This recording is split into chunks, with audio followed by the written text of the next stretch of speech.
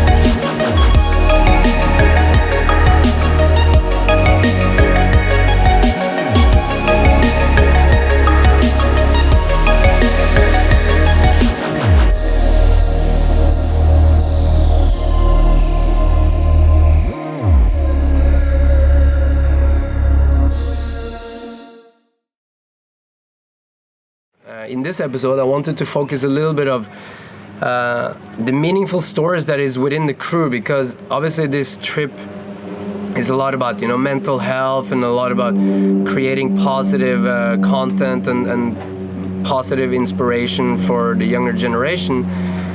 And once I got here, I didn't really know most of the group personally.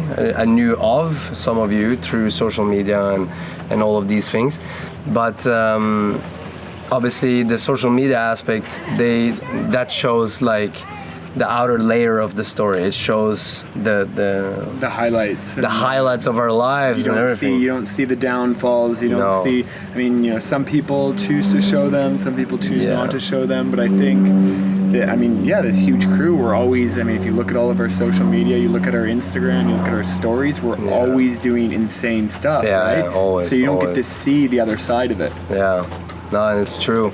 And one of the stories that I really felt was sticking out a lot was actually your story when you at the dinner table shows me the picture of you as a teenager, and I was like, wow, like, because a lot of people, they have this idea that someone who is either overweight or someone who is not looking like everyone else or whatever is not gonna be as reaching the same type of goals. But then you see here, like now sitting here with you, you're traveling the world, shooting some of the most influential influencers in the world. You're living an utmost dream life.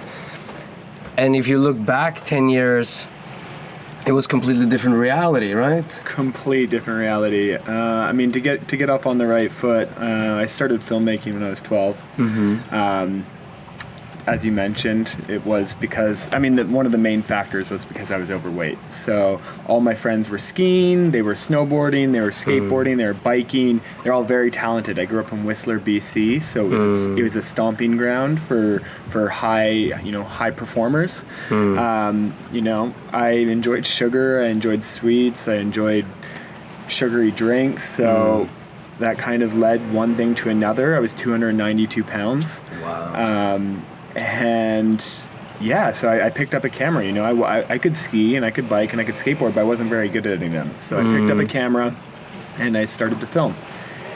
That progressed pretty quickly into filming some of the top skiers in the world, some of the top mountain bikers in the world. And I think about 3 or 4 years after I picked up a camera, maybe when I was about 16 or 17, was when it kind of really hit me. And I was like, okay, I'm 292 pounds, I'm overweight.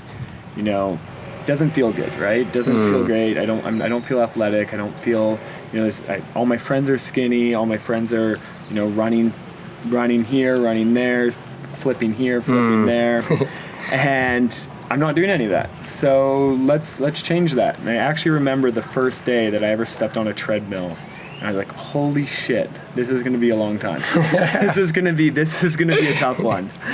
And I just. Next thing you know, it's like about 2 years later, I was 190 pounds. Wow. So I dropped 100 pounds, and I felt like a twig. Definitely turned into a twig for a bit. I completely cut bread out, completely cut cheese out, completely cut sugar out. You know, at one point when I was overweight, I was drinking, you know, these 1 liter iced teas that had probably 85 grams of sugar in them. And I drink about one a day. So, yeah. Yeah, it's heavy. So yeah, I mean, definitely coming from that side of things, I don't even know what to say to that. It was a grind. I'm happy where I'm at now. I mean, there's always somewhere I want to get further with my fitness and further and higher and better level. We all do, right? Yeah. So I mean, it's all about being comfortable with where you're at, but also pushing yourself, which is what I'm going to be trying to do.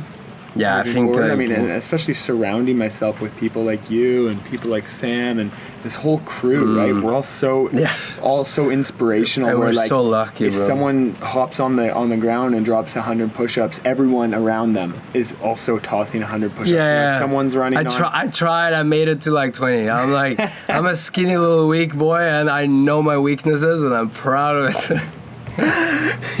So I think, I mean, you know, everyone has these strengths here, and you know, we kind of feed off of each other. So surrounding ourselves with this group of people is really inspiring, because we all come from different backgrounds. We all do different things, but we also do the same thing, right? We also do like this collective, you know, now we're all skydiving together, we film together, but we also all have our passions and our strong suits. Like, you know, our friend Gus, who was on the trip, just won